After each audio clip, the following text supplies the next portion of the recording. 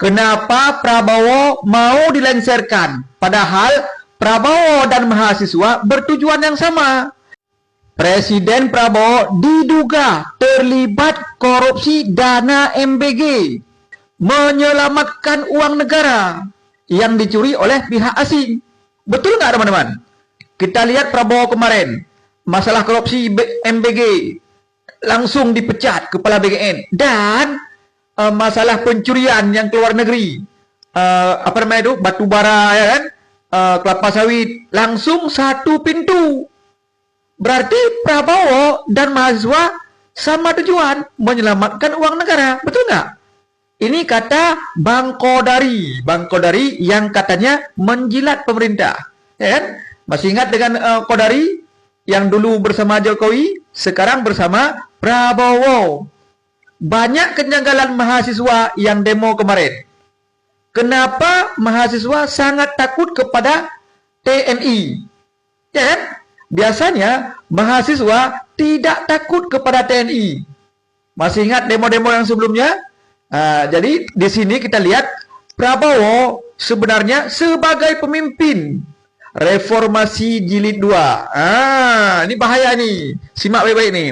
Reformasi jilid pertama menumbangkan Soeharto, menjadikan Jokowi Habibie sebagai presiden.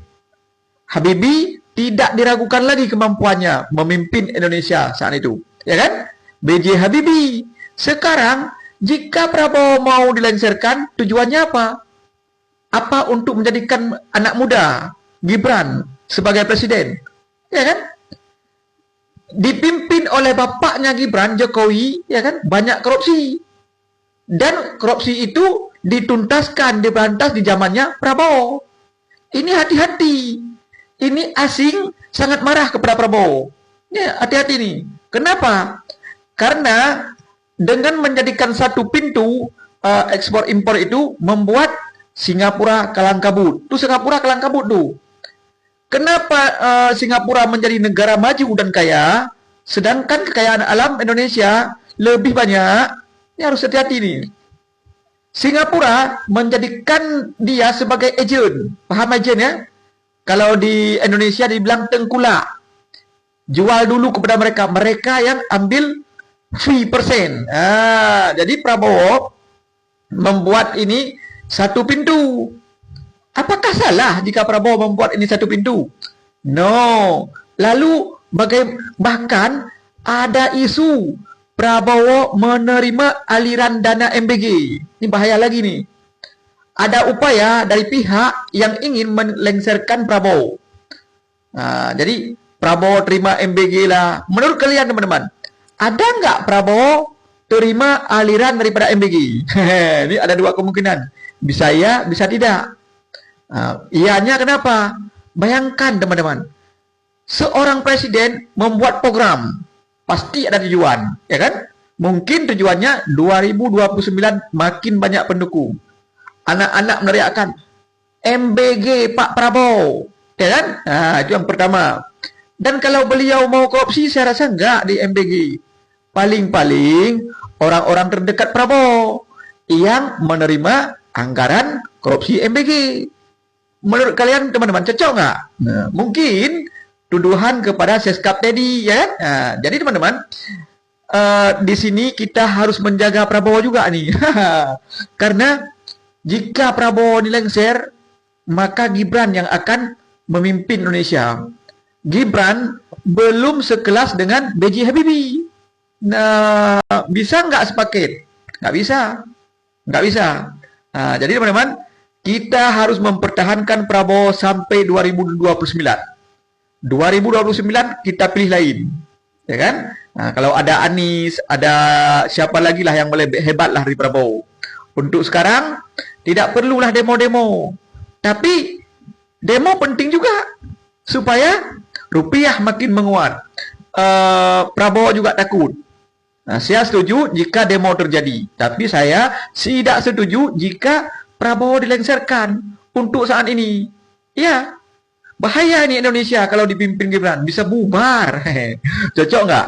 Kalau Prabowo dilengsarkan, Indonesia bisa bubar. Cocok. Presiden Prabowo diduga terlibat korupsi dana MBG. Apakah ini upaya untuk menjatuhkan nama Prabowo? Ini simak baik-baik ya. Ada dugaan Prabowo mendapatkan aliran dana MBG.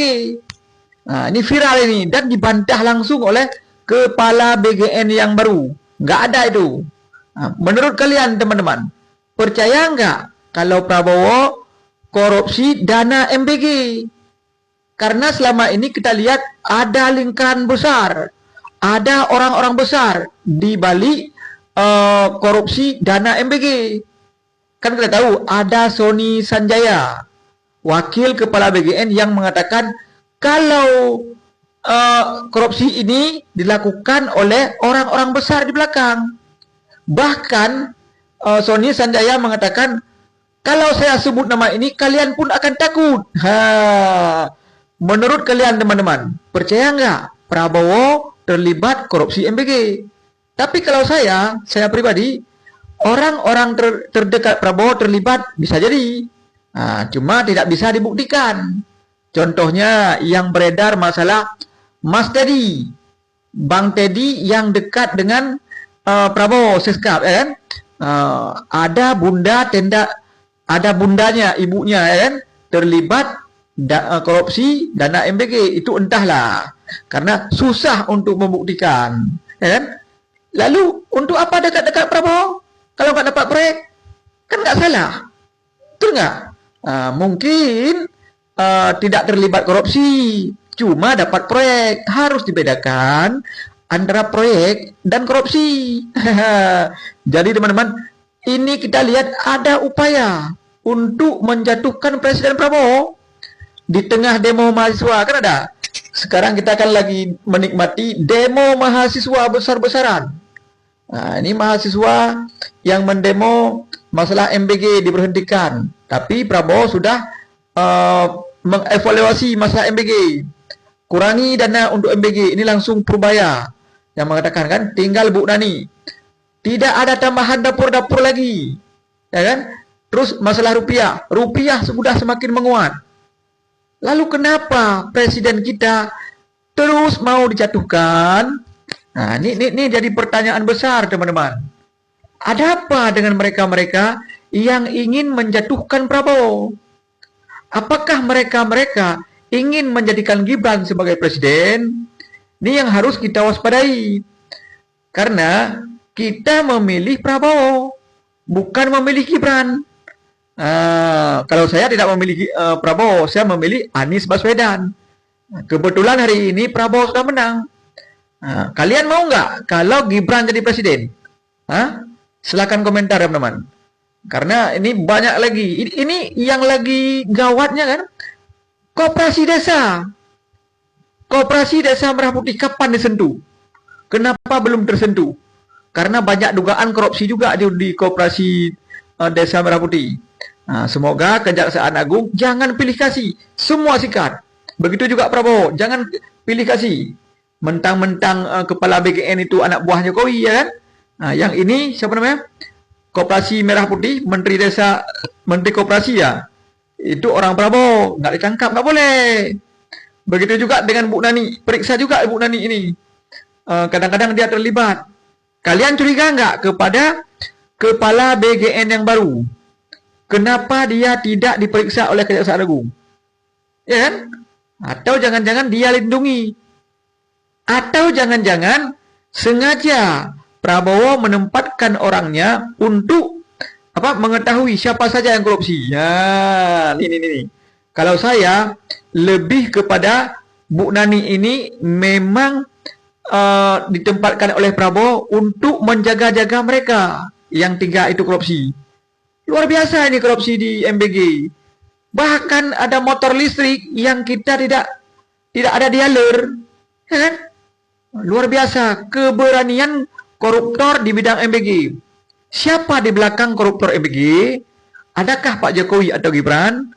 Atau jangan-jangan Prabowo? Silakan komentar teman-teman. Kita penasaran nih. Siapa orang besar di balik korupsi MBG yang begitu besar? Silakan komentar.